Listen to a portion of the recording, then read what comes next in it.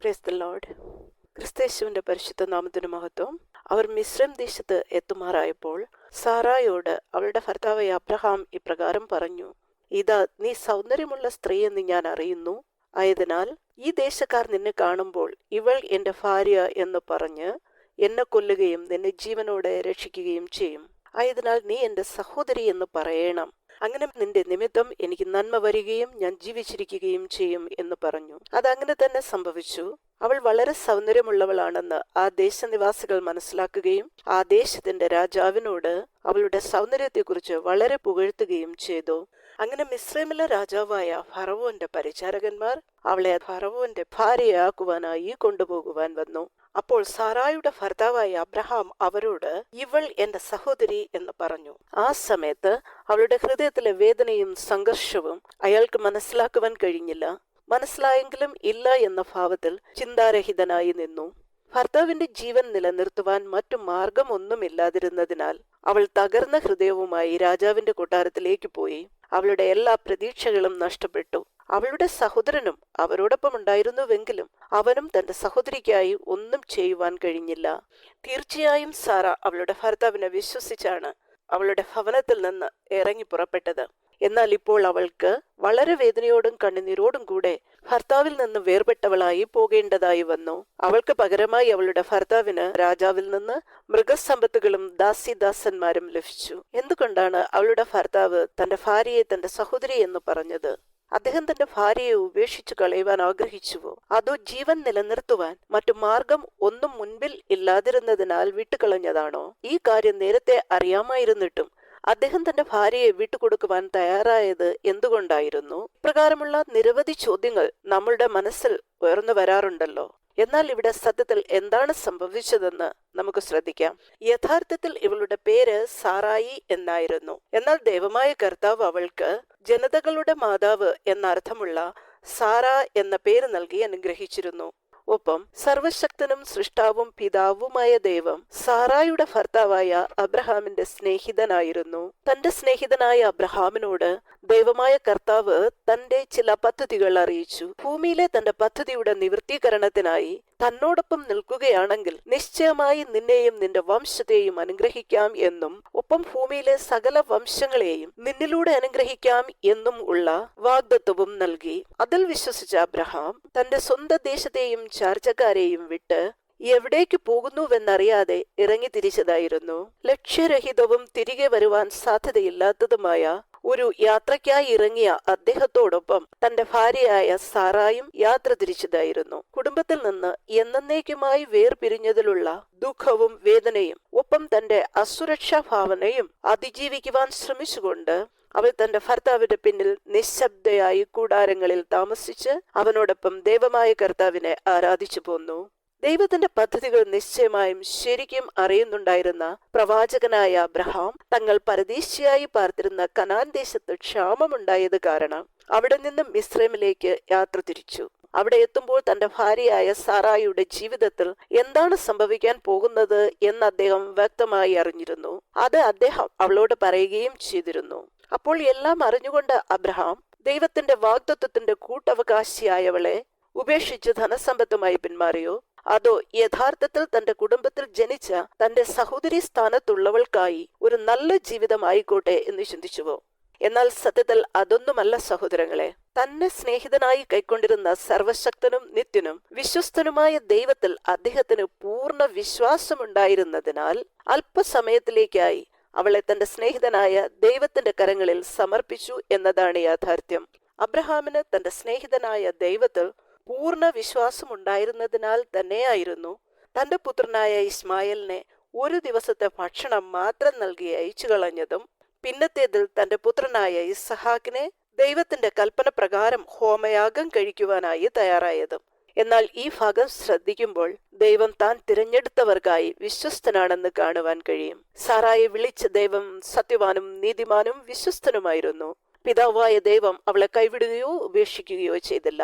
പക്ഷെ അവൾ പരീക്ഷിക്കപ്പെടുകയായിരുന്നു. എങ്ങനെയെന്നാൽ അബ്രഹാമിനൊപ്പം കൂടാരങ്ങളിൽ തീർത്തും അസുരക്ഷിതാവസ്ഥയിൽ വളരെ പ്രതികൂലങ്ങളും അപകടങ്ങളും നിറഞ്ഞതുമായ സാഹചര്യങ്ങളിൽ സ്ഥിരവാസമില്ലാതെ ജീവിച്ചിരുന്ന സാറ അബ്രഹാമിനെ വേർപിരിഞ്ഞ് എല്ലാ സുഖ സൗകര്യങ്ങളും സുരക്ഷിതത്വമുള്ള ഫറവോന്റെ മനോഹരമായ കൊട്ടാരത്തിൽ അനേകം പരിചാരകരോടൊപ്പം സുരക്ഷിതയായി വസിക്കുവാൻ ആഗ്രഹിച്ചുവെങ്കിൽ, ഫറവോന്റെയോ അബിമേലെക്കിന്റെയോ ഭാര്യയായി തീരുന്ന കാര്യം ചിന്തിച്ചിരുന്നുവെങ്കിൽ, തന്റെ വംശത്തിന് വളരെ അടുത്ത ഭാവിയിൽ തന്നെ ലഭിക്കുവാൻ സാധ്യതയുണ്ടായിരുന്ന രാജപദവിയെക്കുറിച്ച് സങ്കല്പിച്ചിരുന്നുവെങ്കിൽ, ദൈവത്തിന്റെ വാക്കുകൾ അനുസരിച്ച് തന്റെ കുടുംബത്തെയും ദേശത്തെയും ചാർച്ചക്കാരെയും ഉപേക്ഷിച്ച് ഭർത്താവിനൊപ്പം നിന്നതിനാൽ, തന്റെ അലച്ചിൽ കണ്ട കർത്താവ് എന്നോട് കരുണ കാണിക്കുകയും തനിക്ക് സുരക്ഷിതമായ ഒരു വിശ്രാമസ്ഥലം നൽകുകയും ചെയ്തിരിക്കുന്നു എന്ന് ചിന്തിച്ച് അവൾ ദൈവത്തിന് നന്ദി പറയുകയും ചെയ്തിരുന്നുവെങ്കിൽ, ദൈവം നിശ്ചയമായും അവൾക്ക് ആ ജീവിതം അനുവദിക്കുമായിരുന്നു.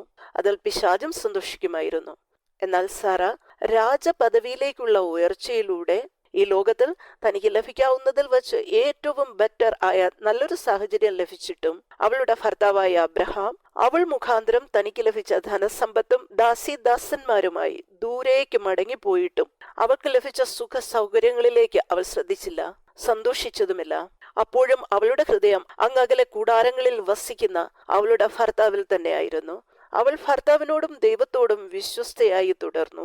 ലൗകിക കാര്യങ്ങൾക്കോ ശ്രേഷ്ഠ പദവികൾക്കോ രാജകീയ പാതകൾക്കോ അവളുടെ ഹൃദയത്തിലെ സ്നേഹത്തെയും വിശ്വസ്തതയെയും മറികടക്കുവാൻ കഴിഞ്ഞില്ല. അവളുടെ ഹൃദയത്തിന്റെ അനുസരണവും നിഗൂഢ മനുഷ്യനിലെ ഈ ഉറച്ച തത്വങ്ങളും ദൈവമായ കർത്താവിന് പ്രവർത്തിക്കുവാൻ ഒരു മികച്ച സാഹചര്യമൊരുക്കി. ആമേൻ. എന്നാൽ പിതാവായ ദൈവം അവളുടെ സങ്കടങ്ങൾ ശ്രദ്ധിച്ച് അവളോട് കരുണ കാണിച്ച് അവൾക്ക് നീതി നടത്തിയത് എങ്ങനെയെന്ന് ഉൽപ്പത്തിയുടെ പുസ്തകം 12:17 രേഖപ്പെടുത്തിയിരിക്കുന്നു. അബ്രഹാമിന്റെ ഭാര്യയായ സാറായി നിമിത്തം യഹോവ ഫറവോനെയും അവന്റെ കുടുംബത്തെയും അത്യന്തം ദണ്ഡിപ്പിച്ചു. ആയതിനാൽ ഫറവോൻ അബ്രഹാമിനെ വിളിച്ച് അവന്റെ ഭാര്യയെ അവന് തിരികെ നൽകി. ഫറവോൻ അവളെ തന്റെ ധാരാളം ധനസമ്പത്തുകളോടൊപ്പം പറഞ്ഞയച്ചു. ആമേൻ.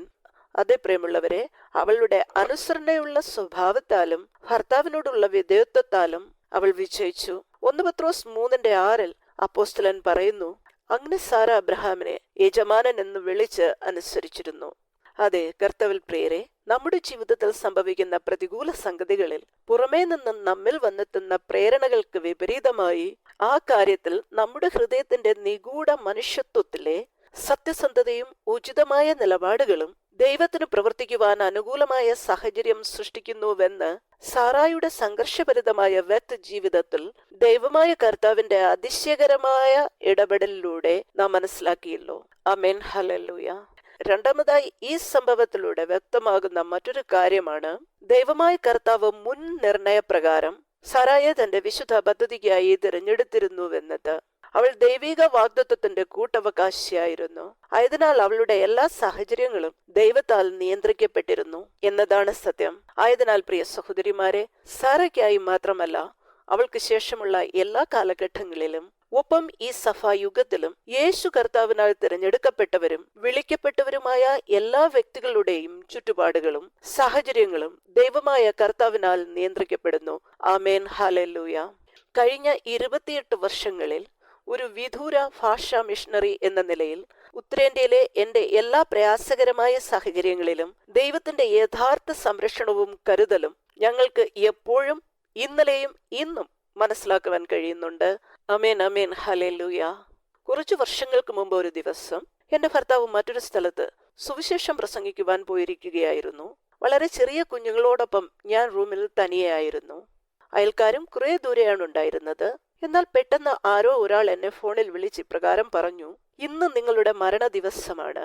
ജീവൻ വേണമെങ്കിൽ ഈ ദേശം ഉപേക്ഷിച്ചു പോവുക. പെട്ടെന്ന് ആ നിമിഷം ഞാൻ ഭയന്നുപോയി. എന്നാൽ തിരിഞ്ഞു നടക്കുക എന്ന ഓപ്ഷനിൽ എന്റെ മുമ്പിൽ അപ്പോൾ ചില വാതിലുകൾ ഉണ്ടായിരുന്നുവെങ്കിലും പിന്മാറുക എന്നത് എനിക്ക് ചിന്തിക്കുവാനും കഴിയുമായിരുന്നില്ല. എങ്കിലും ഇന്ന് രാത്രി കുഞ്ഞുങ്ങളുമായി 3 കിലോമീറ്റർ ദൂരെയുള്ള റെയിൽവേ സ്റ്റേഷനിൽ പോയിരുന്നാലോ എന്നും ചിന്തിക്കാതിരുന്നില്ല. എന്നാൽ ഈ ഭീഷണിയിൽ പിന്മാറിയാൽ ആ മാനസിക ക്ലേശവുമായി പിന്നീടുള്ള സമയങ്ങളിൽ ജീവിച്ചിരിക്കുന്നതിലും ഭേദം ഇപ്പോൾ കർത്താവിൽ ആശ്രയിക്കുകയാണ് നല്ലതെന്ന് എനിക്ക് തോന്നി. സത്യം പറഞ്ഞാൽ നന്നായി ഭയന്നിരുന്നു. തികഞ്ഞ സ്നേഹം ഭയത്തെ നിശ്ചയമായും പുറത്താക്കും. അത് എനിക്ക് ഫീൽ ചെയ്യാത്ത സംഗതി ഒന്നുമല്ലായിരുന്നു. പക്ഷെ ഭയന്നുപോയി. അന്ന് പുറത്തെ ഒരു ചെറിയ ശബ്ദം പോലും എന്നെ ഭയപ്പെടുത്തി. രാത്രി മുഴുവൻ പ്രാർത്ഥിച്ച് ഉണർന്നിരുന്നു. എന്നാൽ ഒന്നും സംഭവിച്ചില്ല.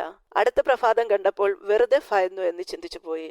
പിന്നത്തേതിൽ ആ സ്ഥലത്ത് തുടരുവാൻ ഞങ്ങളെ അവർ അനുവദിച്ചില്ല എങ്കിലും അന്ന് ഭയന്ന് പിന്തിരിയുവാനുള്ള ആഗ്രഹം ഹൃദയത്തിൽ 1% പോലും അനുവദനീയമല്ലാതിരുന്നതിനാൽ കർത്താവ് ഞങ്ങൾക്കായി യുദ്ധം ചെയ്തു. വളരെ ഉചിതവും അത്ഭുതകരവുമായ ആ സാഹചര്യത്തെ കർത്താവ് നിയന്ത്രിച്ചുവെന്ന് പിന്നത്തേത് ഞങ്ങൾക്ക് മനസ്സിലാക്കുവാൻ കഴിഞ്ഞു. ആമേൻ, ഹല്ലേലൂയ. ആയതിനാൽ പ്രിയമുള്ള സഹോദരീ സഹോദരന്മാരെ, ദൈവത്തിന്റെ പദ്ധതി പ്രകാരം സുവിശേഷത്തിന്റെ സാക്ഷ്യം പറയുവാനോ സാക്ഷിയാകുവാനോ നിങ്ങൾ തിരഞ്ഞെടുക്കപ്പെട്ടിട്ടുണ്ടോ? അത് നിങ്ങൾ അറിയുന്നുവോ? അത് സത്യമാണെങ്കിൽ നമ്മുടെ എല്ലാ സാഹചര്യങ്ങളും ക്രിസ്തേശുവിനാൽ നിയന്ത്രിക്കപ്പെട്ടിരിക്കുന്നുവെന്നതും തികച്ചും യാഥാർത്ഥ്യമാണ്. ആമേൻ. കാരണം നമ്മെ വിളിച്ച ദൈവം വിശ്വസ്തനാണ്. ഏതെല്ലാം സാഹചര്യത്തിൽ ആരെല്ലാം നമ്മെ കൈവിട്ടാലും കർത്താവായ യേശു നമ്മെ ഒരിക്കലും കൈവിടുകയില്ല, ഉപേക്ഷിക്കുകയുമില്ല. ഇത് ദൈവത്താൽ തിരഞ്ഞെടുക്കപ്പെട്ടിരിക്കുന്ന എല്ലാവർക്കുമായുള്ള ഒരു ദൈവിക വാഗ്ദത്തമാണ്. എന്നാൽ നമ്മുടെ ഹൃദയത്തിന്റെ നിഗൂഢ മനുഷ്യന്റെ തീരുമാനങ്ങളും ഗതിവിധികളും ഓപ്ഷനുകളും ദൈവസന്നിധിയിൽ വളരെ വിലയുള്ളതാണ്. അത് ദൈവത്തിന് പ്രവർത്തിക്കുവാനുള്ള അനുകൂല സാഹചര്യം നിശ്ചയമായും സൃഷ്ടിക്കുന്നു. ആയതിനാൽ പ്രിയമുള്ളവരെ, ദൈവസന്നിധിയിൽ ഒരു തുറന്ന പുസ്തകം പോലെ ആയിരിക്കുന്ന നമ്മിലെ അകത്തെ മനുഷ്യൻ ദൈവിക പദ്ധതികളോടൊപ്പം എപ്പോഴും എല്ലാ സാഹചര്യങ്ങളിലും മുന്നോട്ടു പോകുവാനായി കർത്താവായ യേശു തന്റെ പരിശുദ്ധാത്മാവിനാൽ നമ്മെ ഏവരെയും സഹായിക്കട്ടെ എന്ന പ്രാർത്ഥനയോടെ ആമേൻ.